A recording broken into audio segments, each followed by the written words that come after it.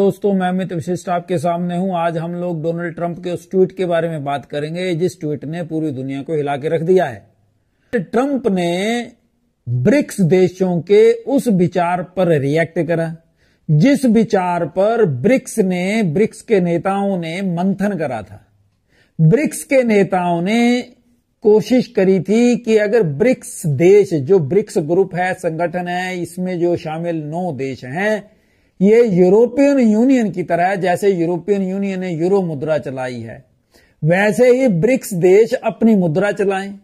साथ साथ जो भी व्यापार ब्रिक्स देश करें उसमें अपनी मुद्रा है, जैसे भारत की मुद्रा है, चाइना की मुद्रा है, रशिया की मुद्रा है, उसमें लेन देन कर लें। डॉलर यानी अमेरिकी डॉलर का उपयोग कम करेंगे। इतना सुनते ही डोनाल्ड ट्रंप, जो अमेरिका के दूसरी बार राष्ट्रपति बनने जा रहे हैं जनवरी महीने में, वो आग बबूला हो गए। उन्होंने धमकी भरा हुआ एक मैसेज ट्वीट कर दिया एक्स पर। उस ट्वीट में उन्होंने लिखा कि दुनिया का कोई भी देश अगर माइटी यूएस डॉलर के सामने खड़ा होने की हिम्मत करता है तो वो ये समझ ले कि उसके लिए अमेरिका की वंडरफुल इकोनॉमी के द्वार बंद हो जाएंगे और अमेरिका में उनके ऊपर 100% टैरिफ लगाया जाएगा। अब इससे जितने भी देश कम से कम ब्रिक्स संगठन के थे वो सकते में आए हैं, भारत समेत। हुआ क्या है कि अमेरिका में टैरिफ तो सभी देशों के सामान पे लग रहा है और आगे बढ़ेगा भी, इसका अंदेशा बिल्कुल पक्का है। कारण क्या है कि डोनाल्ड ट्रंप हैं, ये जीत कर आए हैं अमेरिका में चुनाव, और चुनावों में इन्होंने अपने वोटर्स से वायदा किया है कि अमेरिका में टैक्स कम कर दिया जाएगा। अमेरिका में इस समय 30% के लगभग टैक्स है और इनडायरेक्ट टैक्स मिला दें तो 40% तक पहुंच जाता है। यानी कि 100 रुपया कमाओ तो 40 रुपया अमेरिका की सरकार के पास चला जाता है। अमेरिका में चुनावों में ट्रंप ने यही गेम खेल ली कि हम लोग टैक्स कम कर देंगे। अमेरिका के नागरिकों को बात समझ में आई, उन्होंने इनको वोट दे दिया। अब जो अमेरिका के लोगों से टैक्स लिया जाता था, उसकी जो इनकम थी उसकी भरपाई कहां से करेगा अमेरिका? वो करेगा जो फॉरेन कंट्रीज से सामान अमेरिका में बिकने के लिए आता है उसके ऊपर टैक्स बढ़ा करके। पिछले दिनों में हमने चर्चा करी थी कि चाइना, कनाडा आदि देशों का जो सामान है उसके ऊपर टैरिफ के रेट्स बढ़ा दिए जाएंगे। अभी रिसेंटली अमेरिका में ट्रंप ने ही बोला था, जबकि भारत को टैरिफ वाले देशों की लिस्ट में नहीं रखा गया था। अब जब ब्रिक्स देशों की मीटिंग हुई है और उसमें यह चर्चा चली थी, अब इसके ऊपर रिएक्ट करके ट्रंप ने भारत को भी धमकी दे डाली है। ट्रंप की जो धमकी है, इससे एक बात तो सिद्ध होती है कि ट्रंप जैसे जितने भी बड़े नेता हुए हैं अमेरिका के या किसी और देश के, जो बड़े हैं इस समय, जो इकोनॉमी को, वर्ल्ड इकोनॉमी को कंट्रोल करते हैं, उन लोगों में एरोगेंस बहुत होती है और ऐसा माना जाता है कि जिसमें एरोगेंस हो उसका डाउनफॉल बड़ी जल्दी आ जाता है। लेकिन अमेरिका का भी आया नहीं है। अमेरिका को लगता है कि ब्रिक्स के बाद कहीं अमेरिका का डाउनफॉल ना आ जाए। दुनिया का 80 से 85% व्यापार आज भी माइटी डॉलर जैसे शब्द प्रयोग करे हैं डोनाल्ड ट्रंप साहब ने अपने ट्वीट में, डॉलर मुद्रा में होता है। इसलिए अमेरिका बिल्कुल निश्चिंत रहता है कि उसको कोई फर्क नहीं पड़ेगा, दुनिया का कुछ भी होता रहे, कि उनके डॉलर की डिमांड पूरी दुनिया में रहेगी तो उनको घाटा कभी नहीं पड़ सकता। उनके देश को कभी कोई दिक्कत नहीं आएगी। दिक्कत आएगी बाकियों को, दिक्कत आएगी उनको जो इसका विकल्प ढूंढने या बनने की कोशिश करेंगे।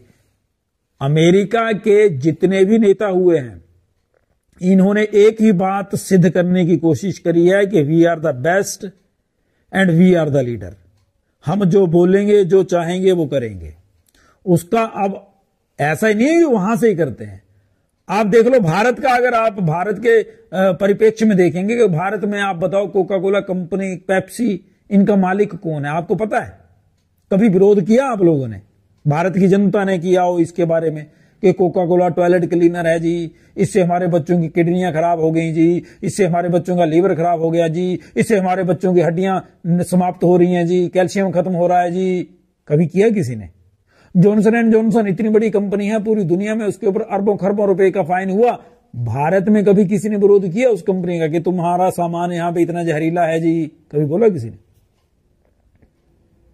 और बहुत सारी कंपनियां, प्रोक्टर एंड गैम्बल्स है, हिंदुस्तान यूनिलीवर है, बड़ी बड़ी कंपनियां हैं।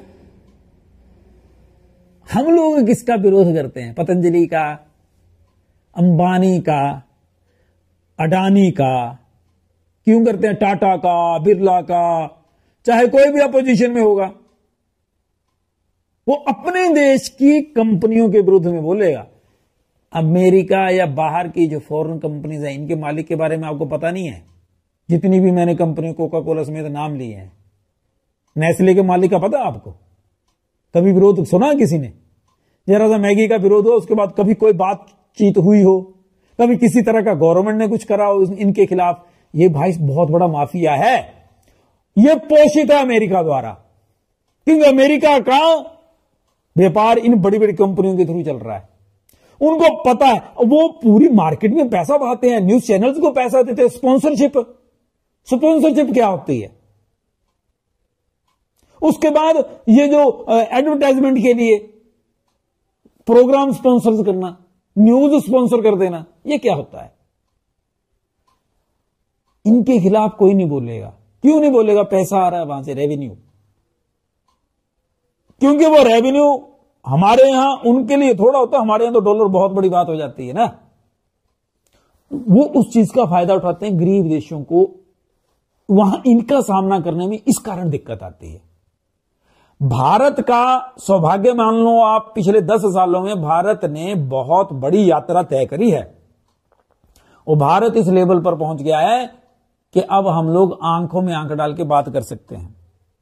100% टैरिफ बढ़ाने की बात अगर अमेरिका ने करी है, और अगर कहीं प्रैक्टिकली हो जाता, वैसे मेरे को नहीं लगता अगले 4 सालों में ऐसा हो पाएगा, क्योंकि ब्रिक्स की अगर मुद्रा भी लॉन्च करनी हो भारत समेत बाकी देशों ने, टाइम लगेगा उसके लिए। 4 सालों में नहीं हो सकता ये।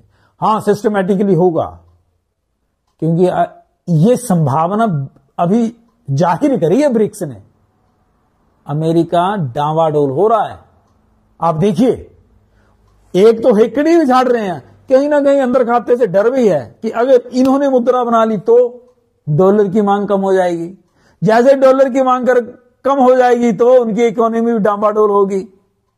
इसलिए अगले ने बोल दिया कि हम तुम्हें धमकी देंगे, तुम्हारी इकोनॉमी को निस्तेनाबूद कर दिया जाएगा, खत्म कर दिया जाएगा। जैसे कि एक एमपी जो इसका अमेरिका का है, उसने कनाडा के बारे में बोला कि हम तुम्हारी इकोनॉमी खत्म कर देंगे।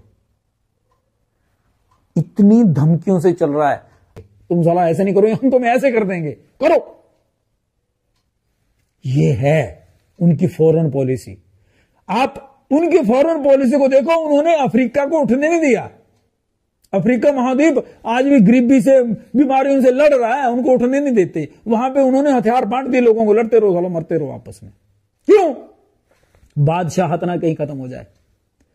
इंडिया में शांति क्यों नहीं होने देते ये लोग? अगर इंडिया में शांति होगी, पीसफुल होगा, तो सोचना शुरू कर देंगे। अब सोच रहे हैं। जब सोसाइटी शांत रहती है, सोसाइटी एकदम से ग्रो करना शुरू कर देती है, फिजिकली और मेंटली भी। उसका परिणाम क्या निकलता है कि अपने यहां नई नई चीजें आती हैं।